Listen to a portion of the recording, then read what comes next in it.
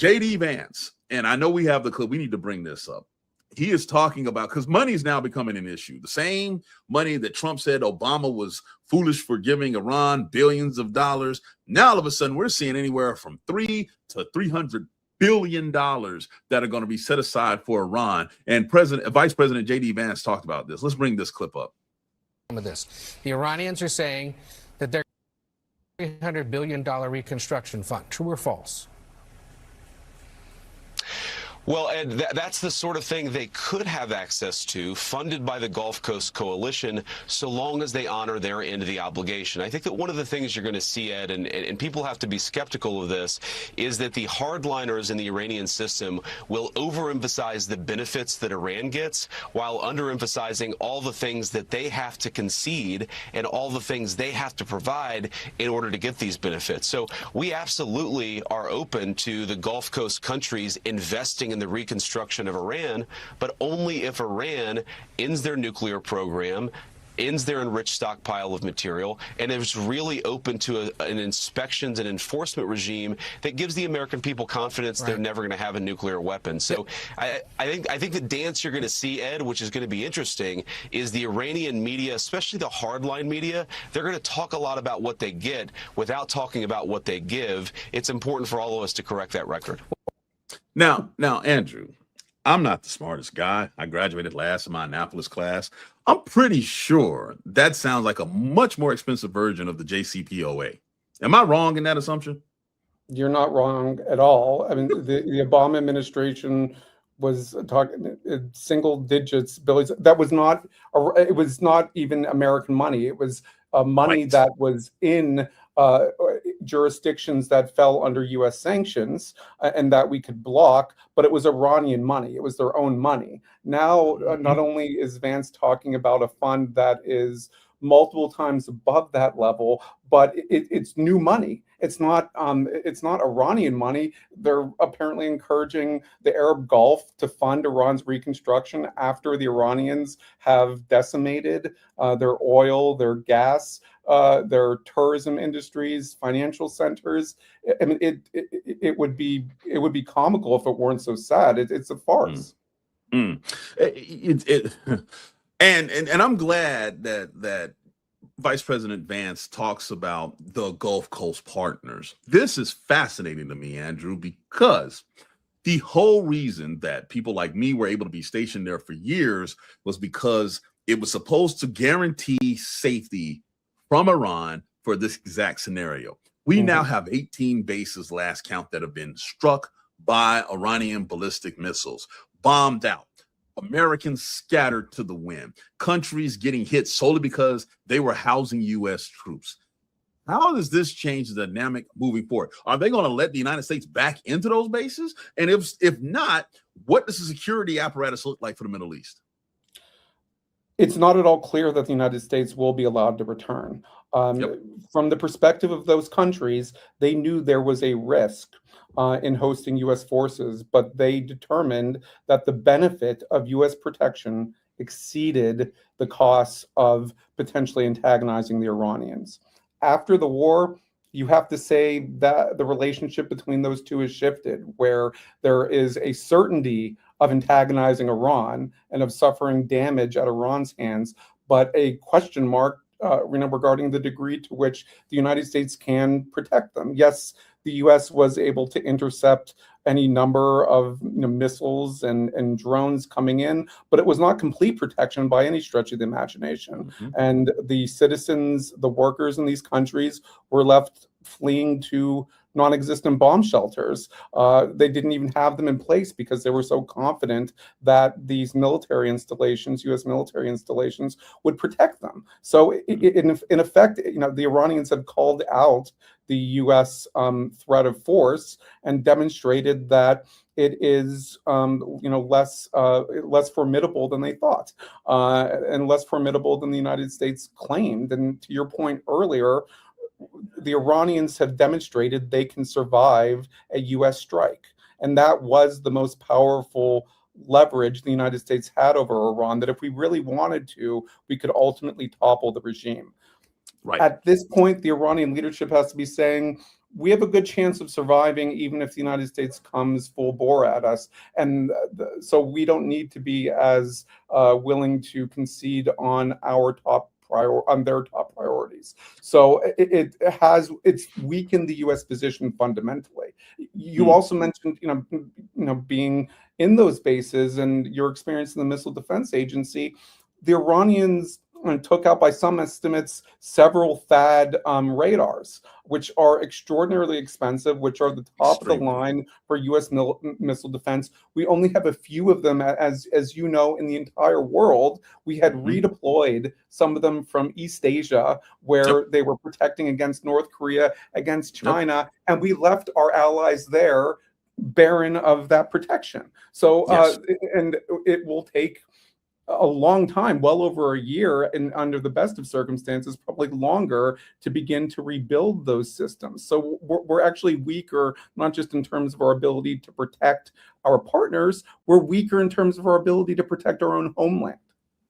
I'm 100% agree. I've said this is an unmitigated strategic disaster because it affects multiple areas of responsibility. The ripple effect, like you already mentioned, Indo-PACOM, the Homeland and Northcom, all of these things have been impacted. And to watch the Secretary of Defense and Pete Hegseth go in front of Congress and sit there and say, oh, we are good on ammunition, but then why are you moving a THAAD battery from the Korean Peninsula?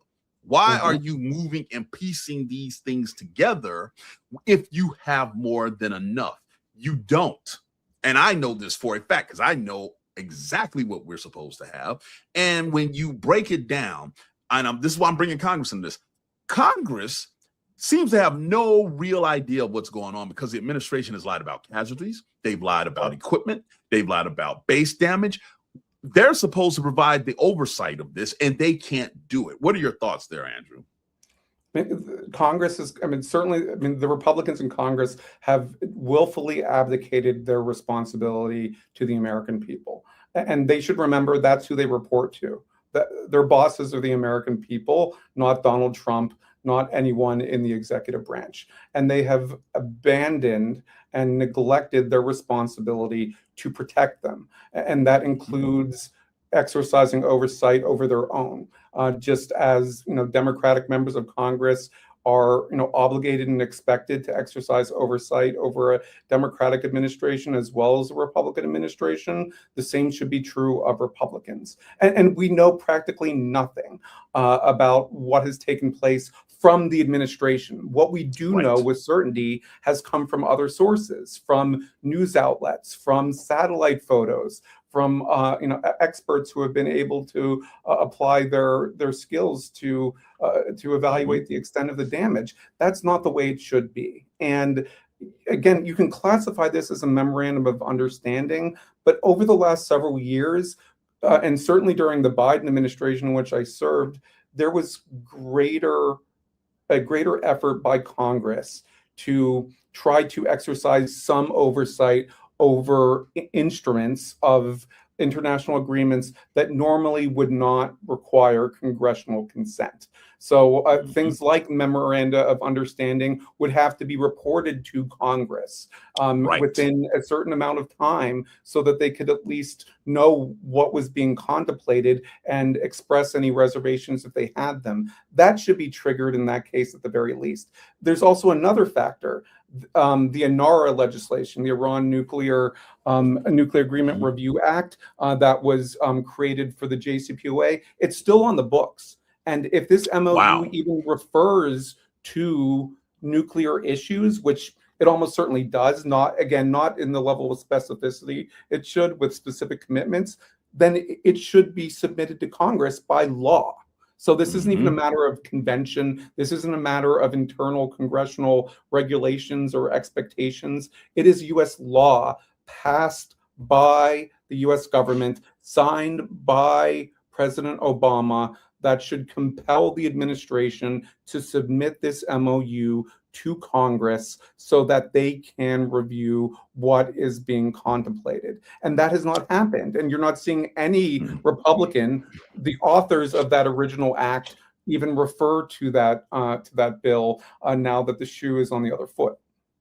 It's amazing that you mentioned that. And going back to the original point when we started this conversation, subject matter experts nowhere to be found, right? Like you mentioned, you have PhDs in physics all over the place, helping to craft that agreement because they knew what the hell they were talking about.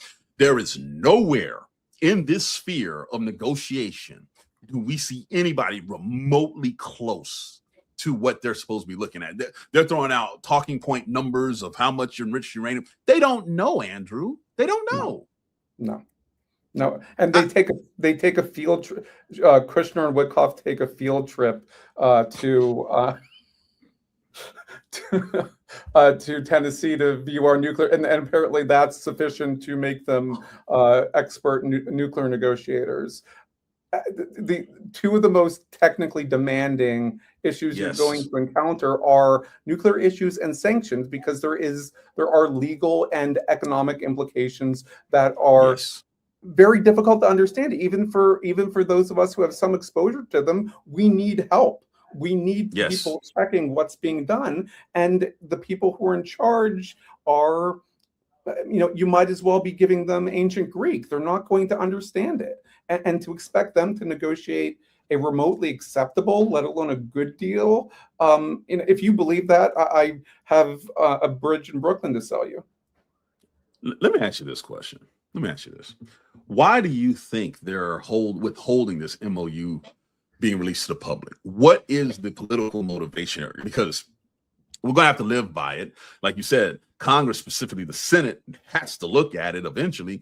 What are they doing? Why are they holding this back? I think there's only one explanation, and that's they're trying to define the narrative before the actual terms of this agreement are made public. Because once the terms are made public, it's going to make it more difficult for them to present those specific commitments in a favorable light. So they're trying to give themselves a head start. They're allowing one of the runners to start running down the track, and they're going to hold on firing the gun until they've gotten halfway around, halfway towards the objective, because they know they need that to have a chance at winning that contest of narratives. There's no other explanation. There's no diplomatic sensitivity that would sink this. The Iranians are going to walk away because their public knows about it. And the Trump administration has dedicated time again. They don't care what the American people think. They're going to move forward with this no matter what the reaction is. So why exactly are they holding it? It can only be because they can't defend it.